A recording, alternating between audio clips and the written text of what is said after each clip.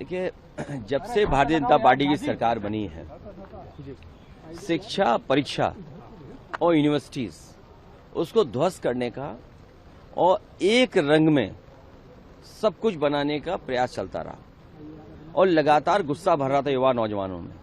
NEET के बाद न केवल बच्चे थे साथ, बल्कि बच्चों के परिवारों का भी सहयोग मिला। इसी वजह से ये आंदोलन इतना बड़ा हो गया और अंततः जो दुनिया की सबसे बड़ी पार्टी है, विश्व की सबसे बड़ी पार्टी को झुकना पड़ा।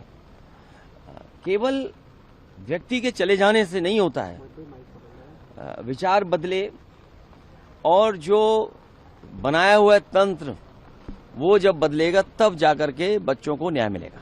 होम मिनिस्टर से यूपी तो और आगे है पेपर लीक में। यूपी में तो 20 से ज्यादा परीक्षाएं लीक हुई हैं और सबसे ज्यादा छात्र नौजवान यूपी से भी निकल करके आया था। पेपर लीक के अलावा अयोध्या भी समाजवादी पार्टी का विषय है। हालांकि अब प्रभु भगवान श्री राम जी के सामने से ही चोरी हो गई। उनको जो दान मिला, चंदा मिला या चढ़ावा आया, वो तक में हेरा फेरी होगी। सोचिए आप। तो जब तक बदलाव नहीं आएगा, बड़ा बदलाव, तब तक ये चीजें रुकेंगी नहीं।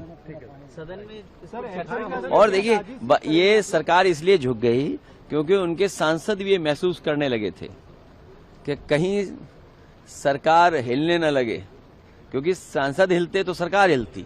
तो उनको भी अपना खतरा था, क्योंकि अगर हम 20 लाख बच्चों का भविष्य का सोचें, 20 लाख और परिवार के उनके सदस्य 5, 20 गुणा 5 तो 1 करोड़ लोग सीधे सीधे प्रभावित थे।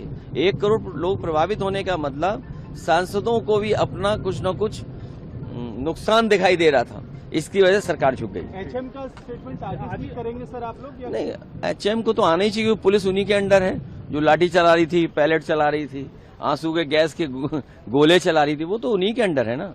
तो कम से कम वो बात तो आनी चाहिए थी कि क्या हुआ है, घटना क्या थी, इंटेलिजेंस फेलियर क्या थी, बच्चे इतनी बड़ी संख्या में क्यों आए यहाँ पर।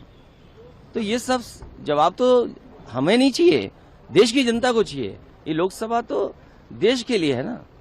AK-47 से गोलियां